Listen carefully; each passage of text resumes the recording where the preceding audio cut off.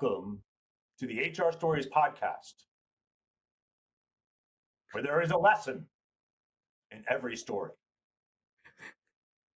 I don't know where that booming voice comes from when you do this, but it's you go deep. You go deep. My deep voice. It's not my normal voice when I'm talking up here, Mickey. Folks, Chuck and John here with the HR Stories podcast. We're excited to be here.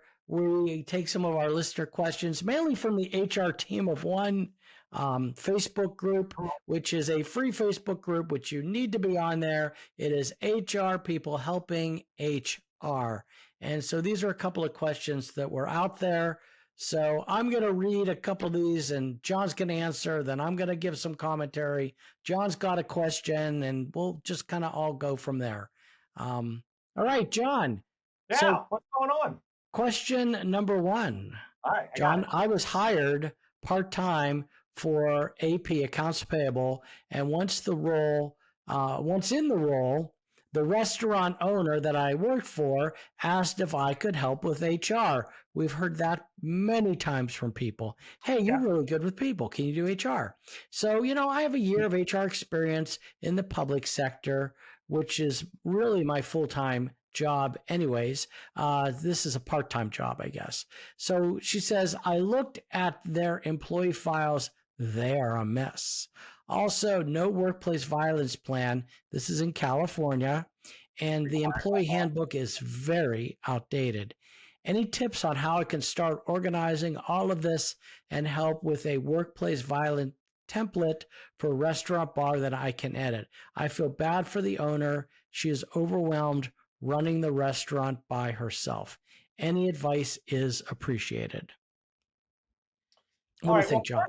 First of all, can I talk to the restaurant owner? Stop working in your business and work on your business.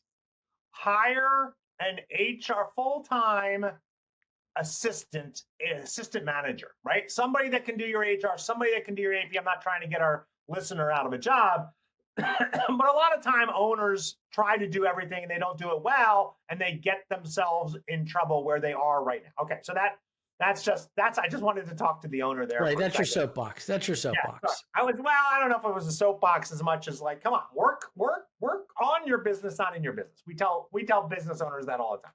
Okay, so here this person is, they're coming in and it's a mess, right? We've all been there. Where do you start, right? Where do you start? What do you do? And so I think the first thing is not to be overwhelmed.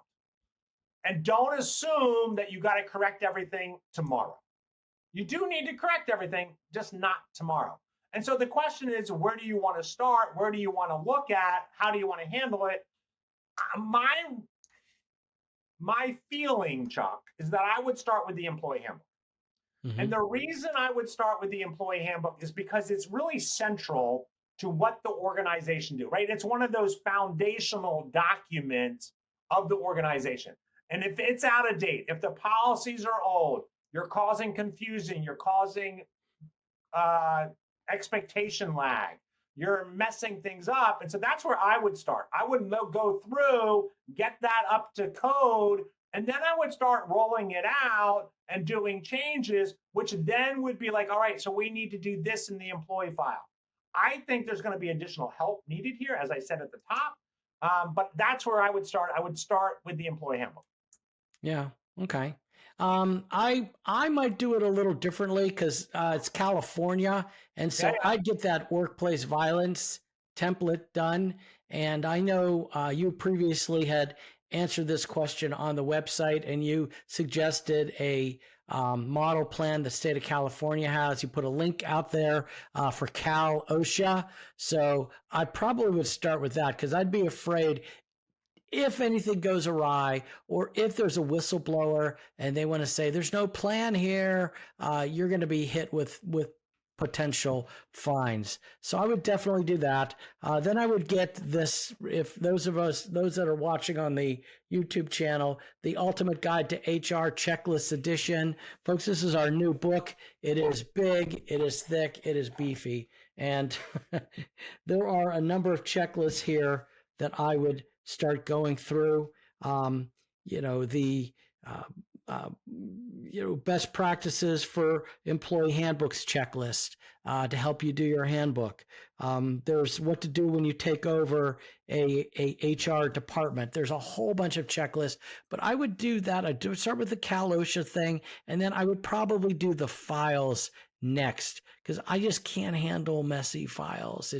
It's like, I don't know, it just bugs me. It bugs me. So I'd get the files in order. At the same time, I'd start researching for that handbook, because you're right. The handbook is like a when they build a bank, they build the vault first, and then they build the bank around that vault, right? They build the bank and all the shrubbery and all the windows and everything in the parking lot around the vault. And that's what you kind of described as that's the handbook. Yeah, I definitely think I would still do the handbook. You haven't convinced me otherwise. I would, yeah. So the workplace violence model plan needs to be done. There's probably other California things that they're not doing well. Right. But so you, I mean, again, looking at that, going through it, and maybe it's just triage, right? Kind of figure through. I think when you're in that time situation, you got to triage and you got to make the decisions. And again, it's hard for us. It's hard for us not being in the business going, oh, what's going on? There may be, we may walk in and go, oh, no, you need to take care of that right away, right? And so doing that, right? Maybe their I-9s are not right, and we would just panic on that. So, and you know what? You're probably right about the handbook is you better read through it and triage it real quickly, because there could be some really messed up policies that you're violating laws on. Yeah. So yeah, there's a lot to juggle here. So triage, and then dig in. All right. Thank you. You're welcome. Thank you. Yeah. That was a good answer. I love your answer. That was a great answer. John, I just love answering our listener questions. And it just reminds me that no matter what you do, and we always talk about systems and having the right systems in place. So Bamboo HR is an HR system. And it's one that if you are out there, folks, and you're wondering, hey, we need a new system, or maybe we're not big enough for a system, you really want to check out Bamboo HR. One of the things about Bamboo HR, as I have come to experience it is super easy. It's easy to use, it's easy to learn, easy to implement, and it is easy to love. There are clean interfaces, it's colorful, it's extremely user-friendly. If you get a chance, why don't you go ahead and check out a free demo of Bamboo HR. The team at HR Stories is endorsing Bamboo HR, and we would invite you to go to bamboohr.com/free demo. That's bamboohr/free demo, and get back to what you actually love to do in HR. Question number 2. I could use some guidance. I'm in the state of Arizona. We have less than 15 employees. We have an employee that wants to take 8 weeks of unpaid leave for personal health issue. So there's something in Arizona called the Arizona Mini Cobra.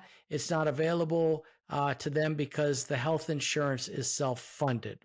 So the employer, the company, wants that employee to continue with health insurance coverage for the 8 weeks.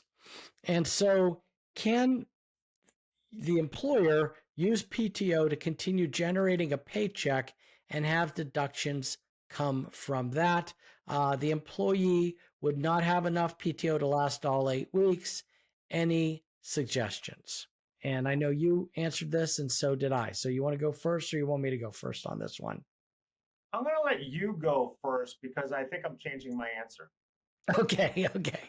Yeah. So here's what I've done. I will usually go in, I'll run a benefits statement, and I will take a look at what costs the employer's carrying and the employee. So I might see, okay, every paycheck, every pay period, this employee owes $180 every pay to cover their benefits. Right. And then I'd take a look at their PTO, and based on their hourly wage, I would say, all right, if this employee works 5 hours, that will cover their benefits. So I will go to their paycheck.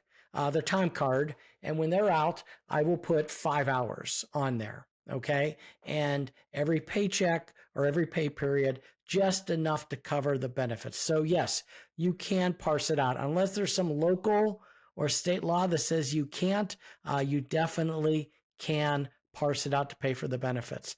And then the best common practice is either A, you can have them stroke a check to cover their benefits. With I've only had one person ever do that, but the best thing is, especially if they're a valuable employee, you know they're going to be coming back, is you let them go into arrears. So what that means is maybe they run out of PTO, and at the end of the 8 weeks, they owe $300 extra in benefits, right? So then you take a look, you say, hey, I'll tell you what, for the next 5 paychecks, we're going to do $60 extra, taking out of your pay in arrears for those payments. So you owe $300, and that's how. Now some companies will forgive it too. Some companies will forgive if it's a lower amount, but most companies want to keep their books straight and be consistent. And so that's my suggestion. That's how I handle those LOAs. And I love how you broke that down and sort of went in there and said, looked at it and that kind of stuff. So while you were talking, I went and looked up what Mini Cobra was for Arizona. Yeah. So it's very similar to Big Cobra, right? From the Consolidated Budget Regulation Act, whatever that was. That was pretty good. I got most of it. The Consolidated Omnibus Budget Regulation Act. So anyway, wow, look at me today. So here's the reasons you can get Cobra. For voluntary and involuntary termination of employment, reduction of hours, divorce or separation, death of an employee, the employee becomes entitled to Medicare, the dependent loses their dependent status under the group plan, right? So there's in this case, there's no reason that this individual would go to Mini Cobra, right? So so it's not there, so that's not covered. So I'm assuming what's happening is that this individual is taking unpaid leave for 8 weeks, right? Right. So this is going to sound harsh, Chuck. Are you ready? Because this is coming from me, the nice one, right?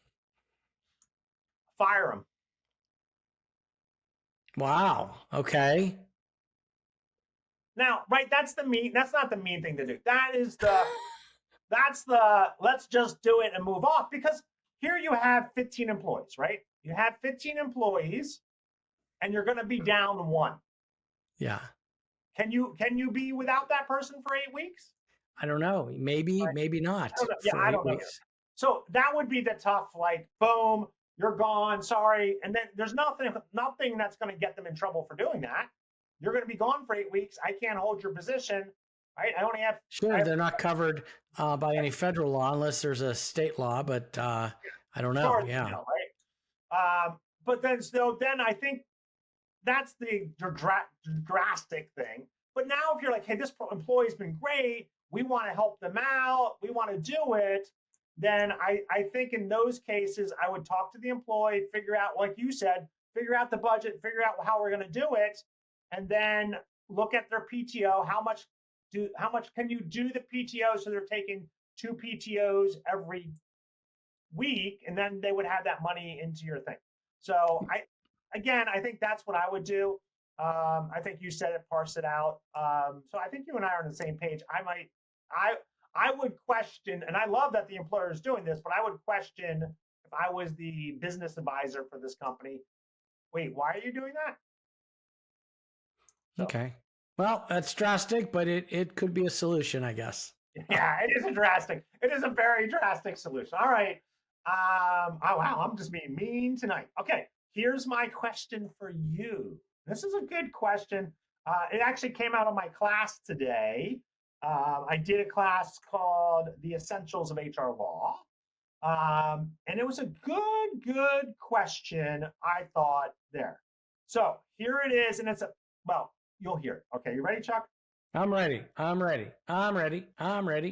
We have a bunch of employees that have gotten away with everything with a previous president of the company who was in charge. Now we have a new president The HR representative is new as well. We know employees are falsifying timesheets. What is the best way to handle this? They will get mad at us and say we are accusing them of lying. We also know that ones that work from home don't work a full day. Bum, bum, bum, bum. Well, I think that it has nothing to do with, oh my gosh, we got a new president. What are we going to do? I think it's, hey, thank goodness you got a new president who's starting to want to put controls and accountabilities in place. So I would say make sure you are 100% sure that there are people that are falsifying their timesheets and that are doing time theft. I would find the most what's the word? What's the most obvious or the most credibly violating one? And I would end their employment. Drastic. No, we've done that. Make an example of that person. But I might also do an education to everyone and say, we understand this is happening. We have heard we need to make sure that everyone understands. And then I might do a memo, everyone signs saying, I understand that I'm not allowed to do this, that this is my role. I mean, I don't know if I would want to go in, all Full Metal Jacket, ready to go, like, armored up, right? But I might take a softer approach of the educational and the blanket memo and kind of the pack that everyone signs saying, we understand. And then if it happens, you show that you're not messing around. Yeah, and again, right, it goes to every single policy we have in every single organization. They are useless unless you're enforcing, right? And so if you have a punch in and punch out policy and individuals are not following it, then those policies are useless, right? Because you're like, whatever, it's not a big deal.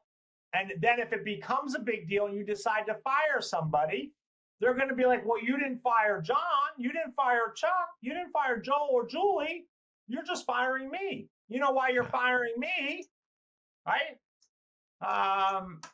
Because I'm over 45 and you want to get rid of my salary and whatever, right? Over 40, I should say, and make sure that we're getting that right. So I think that approach is perfect, Chuck. And I love reinforcing the policy. Hey, everyone, just a reminder, this is our policy, blah, blah, blah. Having a team meeting about it, having a town hall, going, hey, this is the policy. If going forward, we find you doing this, this will be considered time theft, theft of company property, you will be dismissed immediately. If you're willing to dismiss people immediately. Yeah. Right. And I will tell you, I stand by my comment that to make an example. However, I think you need to, if you've allowed this to go on for weeks, months, and years, and it's just kind of the culture, the common practice, everyone's, oh, it's okay.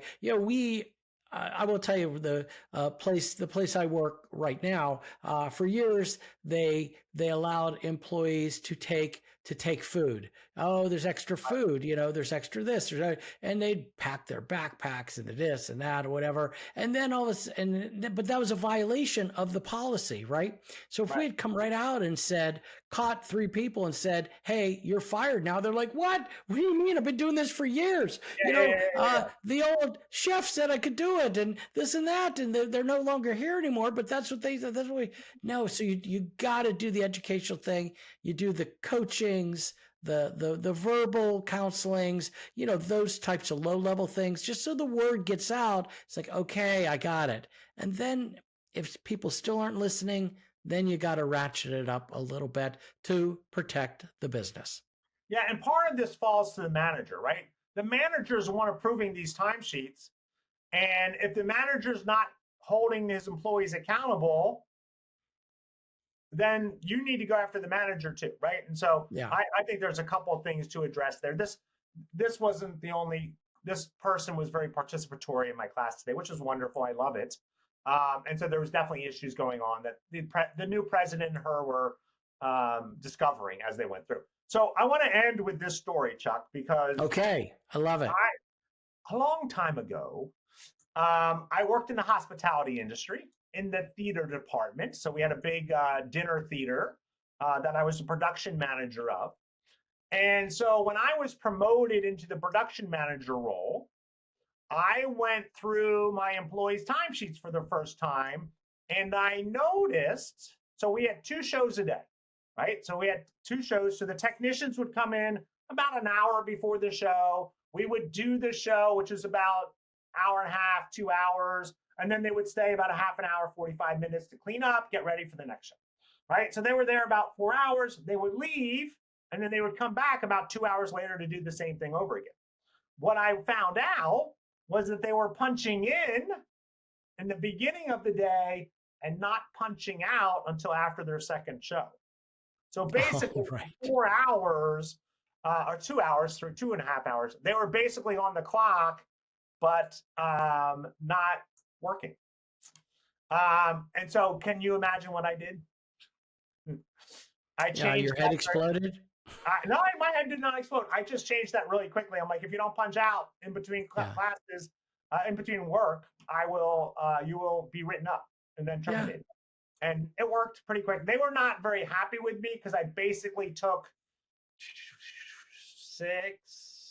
12 hours away, which is typically was all overtime. Yeah. So every week they were losing 12 hours of overtime. You got to protect the business. Ultimately, ultimately, who signs your paychecks? Why are you there as a manager? And, you mentioned that the person said they're upset because the employees will accuse us of being mean or something like that. Okay. Yeah. Well, they're going to accuse them of lying. And it sounded like, right? It sounded like maybe there wasn't good time tracking, right? And so, again, don't know the situation, right? We don't know the details. Obviously, it's easy when people are punching in and out, but if they're writing their time in and all that kind of stuff, and we had the whole remote thing there as well. So it's something that you have to do, right? You have to set those standards when you come in.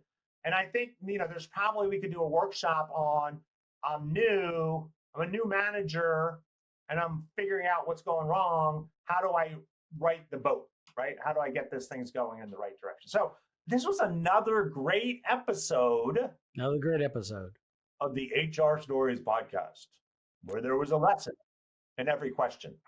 That's right. Find us at the team at hrstories.com or check out our new book on Amazon, The Ultimate Guide to HR Checklists Edition. He sleeps with it, everyone. Thank you for listening to the HR Stories podcast. The material presented in this podcast is for informational purposes only. Chuck and John always recommend using an employment lawyer or HR consultant to handle any legal concerns or HR issues. We do our best to double check sources and make sure the information we are providing is accurate. We may eliminate or embellish without changing the basic narrative to make the story easier to understand. In certain circumstances, we may change identifying information to protect the innocent. The HR Stories broadcast is brought to you by the team at HR Stories. The team at HR Stories is designed to help anyone with HR responsibilities be better at managing the employee experience. To engage with us, go to the hrstoriesteam.com and learn more about how the team at HR Stories can support your business or nonprofit. Thank you for listening to the HR Stories podcast, where there is a lesson in every story.